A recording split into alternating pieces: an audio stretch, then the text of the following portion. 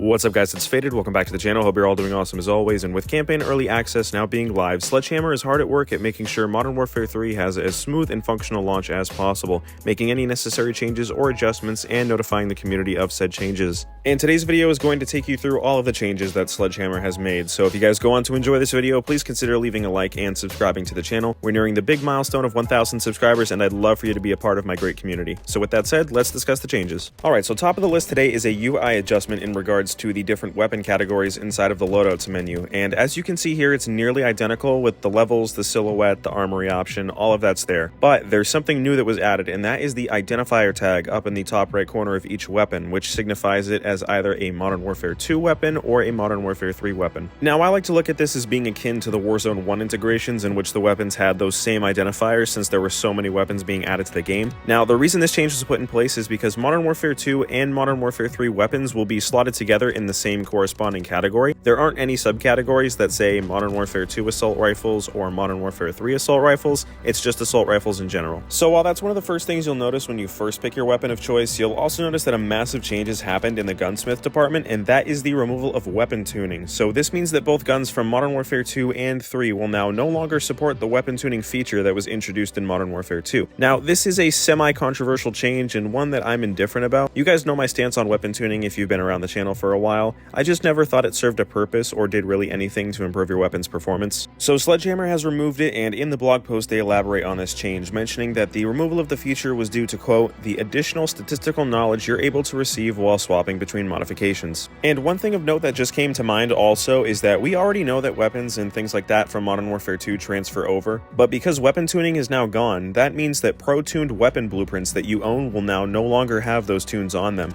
They still will in Modern Warfare 2, but let's be real, who's going back to play that game anytime soon? I myself will not be, but I can't speak for all of you. And another adjustment to the Gunsmith, and this is a very minute one, is that the pros and cons now have been reworked to show the importance of each pro and con for the attachments that you are equipping to your weapon of choice. And this is signified by chevrons that are placed next to the pro and con of the attachment. So 1 chevron indicates a minimal change, 2 indicate a moderate change, and then 3 indicate a major change. There's also an additional indicator that's been added, and Sledgehammer states that this will help denote different functions for attachments. So in the blog post they gave a few instances of this indicator appearing on things like bipod mounts, canted laser, and sniper glint. The next feature is one that was highly requested and hasn't been seen since Black Ops Cold War, and that is detailed weapon stats. Now, detailed stats is a way for players to really see how effective the attachments on their weapons are, with categories like damage, range, fire rate, accuracy, recoil control, mobility, and handling. All of these will have different substats inside this menu. So for example, right here, you can see that equipping this Thermo Optic X9 scope will drop the ADS speed to 260 milliseconds, which is an 8.3% decrease from its previous amount. And this works with any attachment in the game, so play around with different combinations and really try to hone in on that one build that works the best for you. Detailed stats is something that's only appeared in one other Call of Duty game, so I hope that it's something we see a lot more of because I really enjoy stuff like this. Now, this next one is for my completionists that are watching this. So this game will have a total of 37 weapons on launch. So to get the Mastery Camo, you'll have to go through the assault rifles of the SVA 545, the MTZ 556, the Holger, the MCW, the DG 58, and the FR 556. For battle rifles, you'll have to go through the BAS-B, the Sidewinder, and the MTZ 762. As for SMGs, you have to go through the UMP, the WSP Swarm, the AMR-9, the WSP-9, the Rival 9, and the Striker 9. For shotguns, you have the Lockwood 680, the Haymaker, and the Riveter.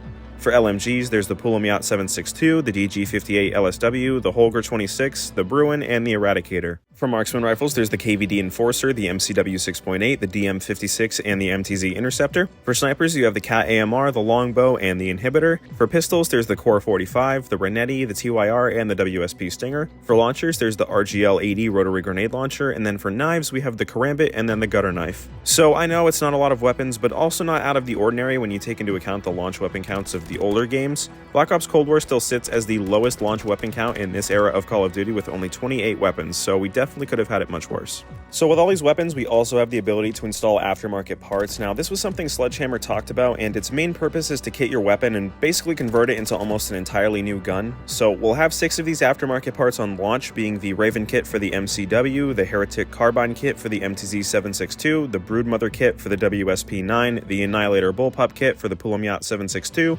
the XRK conversion barrel for the Core 45, and the Ferocity Carbine kit for the Renetti, which we saw in the beta. It turns turns this thing into almost the P10 Roni if anyone's played Rainbow Six Siege. I'm kind of looking at it like that. Now, important to note that the MCW's kit is a weekly challenge unlock, so Sledgehammer mentioned this in the blog post saying, quote, "For parts unlocked via weekly challenges, once the challenges expire at the end of the season, the part moves into the Armory Challenges section for a new challenge which will always be available. So if you're late to the train, don't worry, it looks like you're still able to have a chance to earn the aftermarket parts." So the last thing we're going to touch on today is the balancing of Modern Warfare 2 guns from Modern Warfare 3. So to quote Sledgehammer in the blog post, they said the entire complement of the Modern Warfare 2 weaponry will receive a weapon balancing pass by Sledgehammer Games with additional adjustments after launch as needed. So damage range, values, location multipliers, attachment value magnitudes, and pros and cons may all be changed as a part of this balancing pass, and this ensures that weapons from Modern Warfare 2 are optimized to perform alongside the MW3 arsenal of weapons while also maintaining the identity of the MW2 weapons as much as possible.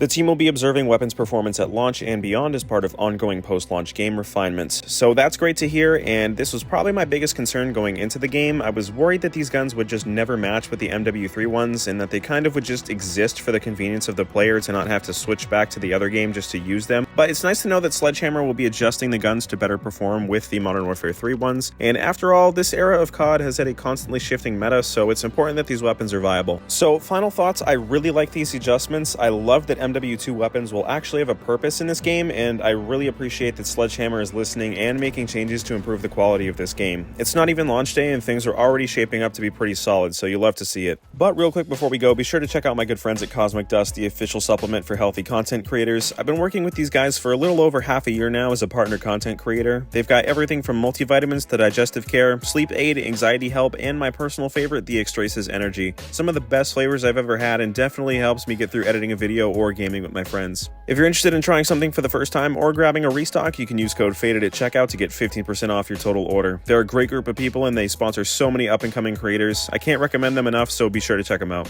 But with that said, that's going to do it for today's update video. Now, I want to hear from you guys, so drop a comment down below. What are you taking away from these changes? Do you agree, disagree? Let me know in the comments. But if you enjoyed this video, consider dropping a like and subscribing, especially if you're new to the channel. I post semi-daily Call of Duty gameplays, news, and updates, and it'll definitely be pretty hectic come launch day, so if you want to stay in the know with all the happenings in Modern Warfare 3 and Warzone, consider dropping a subscribe, because we're nearing 1,000 subscribers, so I'd love for you to join my amazing community. But guys, that's going to do it for this video. Thank you very much for watching, and I will see you all in whatever video I upload next. Take care.